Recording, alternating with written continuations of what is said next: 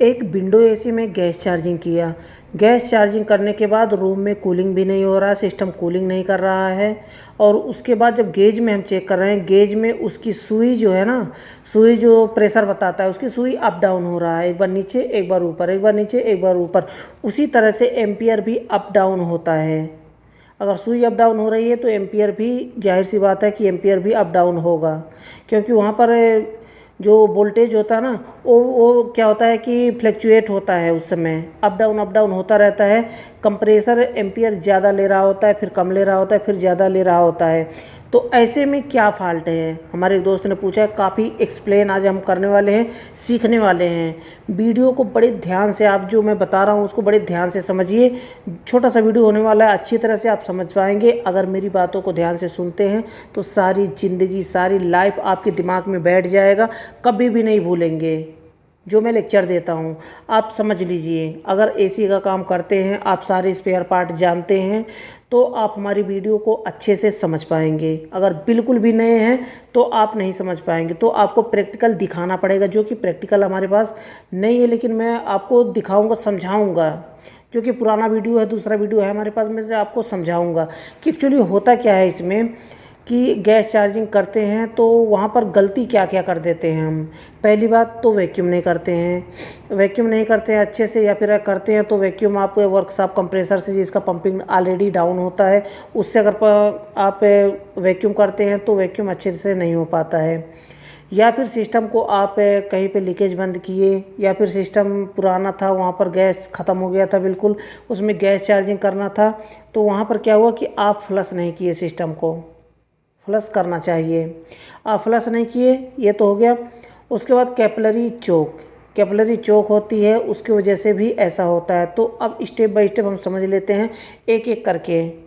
पहली बात तो अगर इस तरह से कभी भी गैस चार्ज, इसके ऊपर मैं ऑलरेडी वीडियो बना चुका हूँ, जो कि स्प्लिट एसी के ऊपर प्रैक्टिकल वीडियो था। डिस्क्रिप्शन में लिंक मिल जाएगा, वहाँ से क्लिक करके उस वीडियो को देखिए और सीखिए कि ऐसे में क्या रीज़न होता है स्प्लिट एसी में। आज मैं विंडो एसी में बताऊँगा। प्रॉब्लम दोनों में सेम होता है और सेम तरीका होता है सही करने का।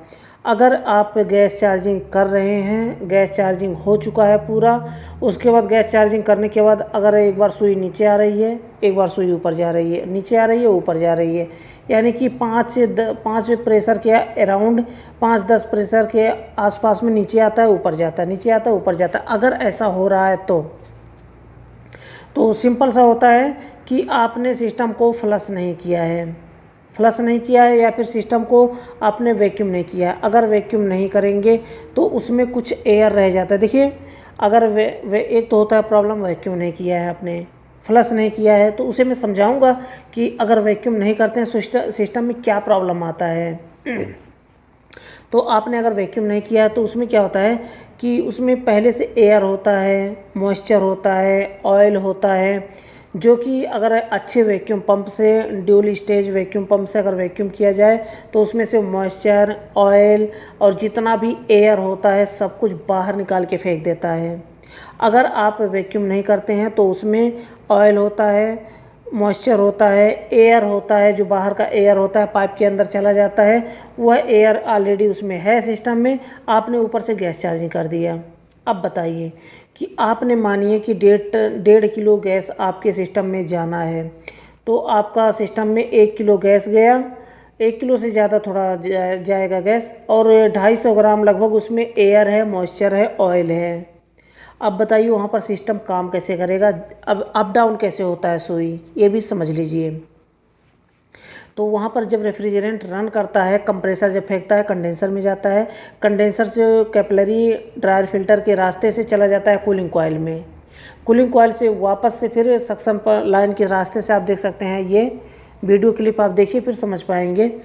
तो सक्शन लाइन के रास्ते से वापस कंप्रेसर में आ जाता है। अब यहाँ पर क्या हुआ कि कंप्रेसर ने तो फेंका, कंप्रेसर ने डिस्चार्ज किया, अब उसके बाद कहाँ गया, कंडेंसर में, कंडेंसर में जाके रेफ्रिजरेंट, वहाँ पर ऑयल है उसमें, और कूलिंग कॉइल में भी ऑयल है, तो वहाँ पर रेफ्रिजरेंट जा नहीं पाएगा, रास्ता ही नहीं मिलेगा उसको जाने का रेफ्रिजरेंट को।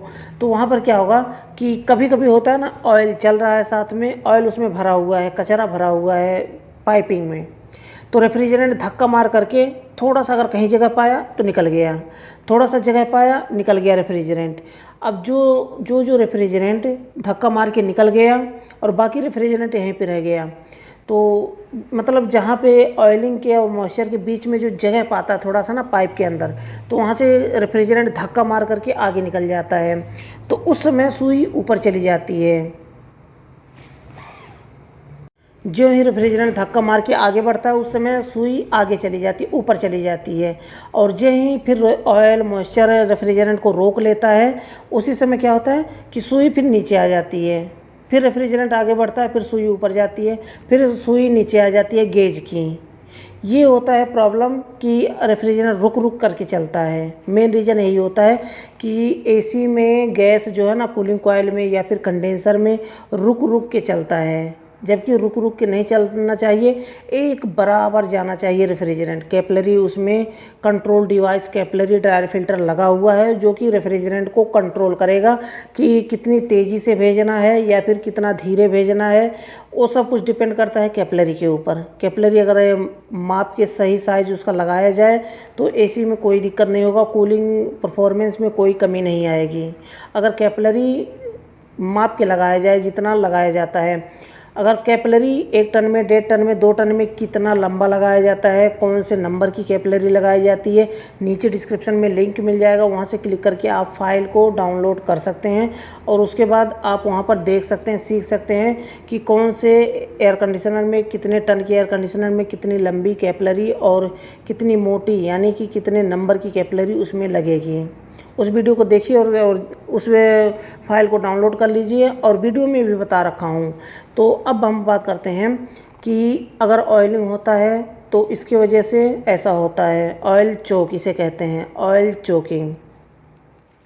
उसके बाद अगर वैक्यूम ना किया जाए तो वही हो गया ना, वैक्यूम नहीं किए और ऑयल चोकिंग, और जो एयर होता है उसमें और कचरा होता है उसमें बहुत सारे मॉइस्चर होता है, तो वही बात आ गया कि अगर आपने वैक्यूम नहीं किया तो वही प्रॉब्लम होगा।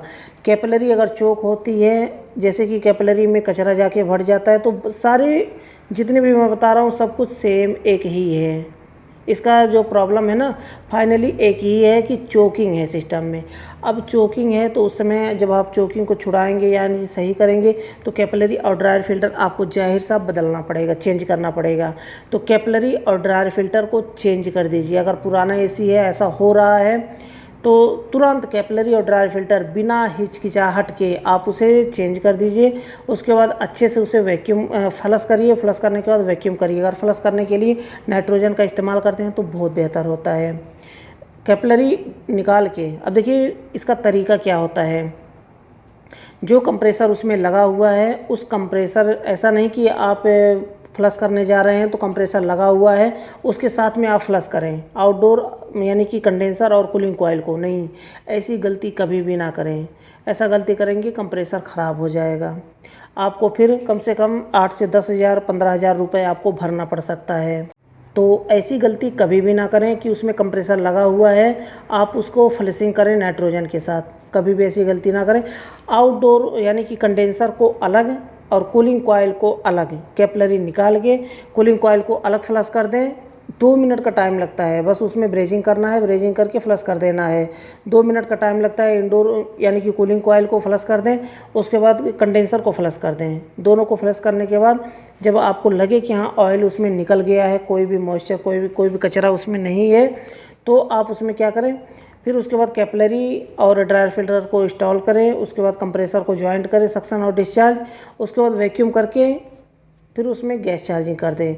अगर ऐसा कर देते हैं तो कभी भी आपकी सुई अप डाउन नहीं होगी गेज की और आपका एयर कंडीशनर परफेक्ट कूलिंग करेगा। कूलिंग में भी, कूलिंग परफॉर्मेंस में भी कमी आती है अगर आप वैक्यूम नहीं करते हैं। वैक्यूम नहीं करेंगे सक्शन लाइन पे पूरा आइस आएगा, फिर कूलिंग कॉइल पे आइस आएगा। उसके बाद क्या होता है कि कूलिंग भी नहीं होगा सही से। अब रीज़न क्या होता है, रीज़न मैं बता दिया हूँ इनसाइड में कि पाइप के अंदर कैसे रेफ्रिजरेंट चलता है तो कैसे काम करता है। तो मुझे लगता है कि वीडियो आपके लिए यूज़फुल रहा होगा और वीडियो पसंद आए तो वीडियो को लाइक ज़रूर कर दें। लास्ट में बताना चाहूँगा चैनल को सब्सक्राइब नहीं किया तो चैनल को सब्सक्राइब कर लें। अगर वीडियो को फेसबुक पर देख रहे हैं तो फेसबुक पेज को फॉलो कर लें ताकि ऐसे यूज़फुल वीडियो का नोटिफिकेशन आपको मिल पाए।